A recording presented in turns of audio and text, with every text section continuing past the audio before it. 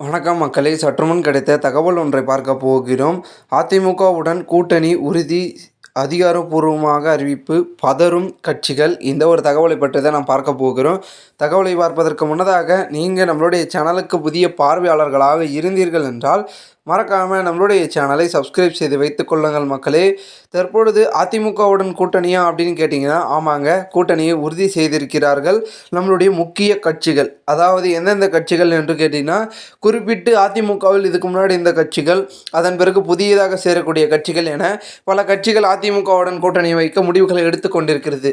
ஏன்னா தமிழகத்தை பொறுத்த வரைக்கும் இரண்டே கூட்டணி கட்சிகள் தான். ஒன்று ஆளுகின்ற கூட்டணி கட்சி, இன்னொன்று எதிர்க்கட்சி கூட்டணி கட்சி. இது மட்டும் தான் பார்த்திங்கன்னா காலங்காலமாக நடந்து கொண்டிருக்கும் ஒரு நிகழ்வு. ஆனால் இப்பொழுது மாற்றாக மூன்றாவது ஒரு கூட்டணியை உருவாக்க வேண்டும் என்று தாவேகா ஒரு பக்கம் துடித்து கொண்டிருக்கிறது என்று சொல்லலாம். ஆனால் அதற்கு வாய்ப்புகள் கொஞ்சம் குறைவாக இருக்கிறது.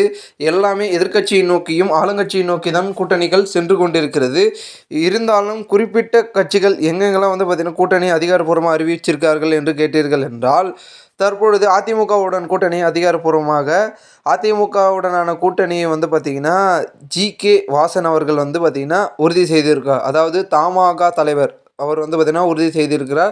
சென்னையில் பார்த்திங்கன்னா தலைமை அலுவலகத்தில் நடந்த பொதுக்குழுவில் அதிமுகவுடன் 2026 தேர்தலில் சந்திப்போம் என்று பார்த்திங்கன்னா 18 தீர்மானங்களை நிறைவேற்றியிருக்கிறார்கள்.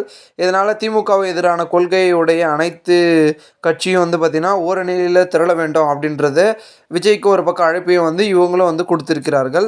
மேலும் இதன் தொடர்ச்சியாக பார்த்திங்கன்னா அடுத்து இன்னொரு முக்கியமான கட்சியும் பார்த்திங்கன்னா அதிமுகவுடன் கூட்டணியை உறுதி செய்திருக்கிறார்கள்.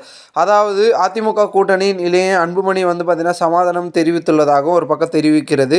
கடந்த வாரமே பாஜக மேலிடம் பொறுப்பாளர்களை பார்த்திங்கன்னா சந்தித்து அன்புமணி அவர்கள் பேச்சுவார்த்தை நடத்தியிருக்கிறார். பின்னர் ராமதாஸ் சந்தித்தும் பேசியிருக்கிறார்கள். இதனால் இதற்கிடையே மாம்பழம் சின்னமும் அன்புமணி வசம் வந்துள்ள நிலையில் வெற்றி வாய்ப்பு 30 தொகுதிகள் அவர் பட்டியலில் லிஸ்ட்டில் இருக்குது என்பதையும் பார்த்திங்கன்னா உறுதி செய்தனால அதிமுகவுடன் கூட்டணி என்பது உறுதியாகிவிடும் அப்படின்றது மட்டும் சொல்லப்படுகிறது. இதில் தாவேகா மட்டும் பெண்டிங்கில் இருக்குது. ஏன்னா தாவேகா பார்த்திங்கன்னா தற்பொழுது வரைக்கும் இந்த கரூர் துயர சம்பவம் நடந்ததுக்கப்புறம் அவங்க எதுவும் பார்த்திங்கன்னா பெருசாக எந்த ஒரு அரசியல் செயல்பாடுகளும் செய்யாமல் தேக்கமடைந்து இருக்கிறது தாவேகா. அதனால் பார்த்திங்கன்னா அந்த கட்சி அடுத்தடுத்து செயல்படணும்னா அந்த கட்சியில் இருக்கக்கூடிய தலைமைகள் இன்னும் கொஞ்சம் தீவிரமான செயல்பாட்டில் இறங்கணும் அப்படின்னு தான் அனைவர் மத்தியிலும் இருக்கக்கூடிய ஒரு முக்கிய கருத்தாக இருக்கிறது. மேலும் இதன் தொடர்ச்சியாக இருக்கக்கூடிய அனைத்து விதமான செயல்பாடுகளும் பார்த்திங்கன்னா அதிமுகவில் ஒரு கூட்டணி கட்சிகள் இணைய அவங்களுக்கு பலம் அதிகரித்து கொண்டே இருக்கிறது. தாவேகம் இணைந்தால் இன்னும் பெரும் பலமாயிடும். அது இணையமா என்பது கொஞ்சம் எதிர்பார்க்க தான் செய்யணும். அப்படி இணைஞ்சிட்டால் தற்பொழுது திமுகவுக்கு பெரும் பார்த்திங்கன்னா அதிர்ச்சி தான். ஓகேங்களா? அவங்க தான் முதல்ல பதறுவாங்களே, ஐயோ இவங்க எல்லாம் ஒன்று சேர்ந்துட்டாங்களா, அப்போ நம்ம கதை க்ளோஸ் தான் அப்படின்ற மைண்ட் வாய்ஸுக்கு வந்துடுவாங்க. ஸோ பார்க்கலாம் அரசியல் களம் என்ன மாதிரியான திருப்பங்களையும் மாற்றங்களையும் கொண்டு வருகிறது என்பதை.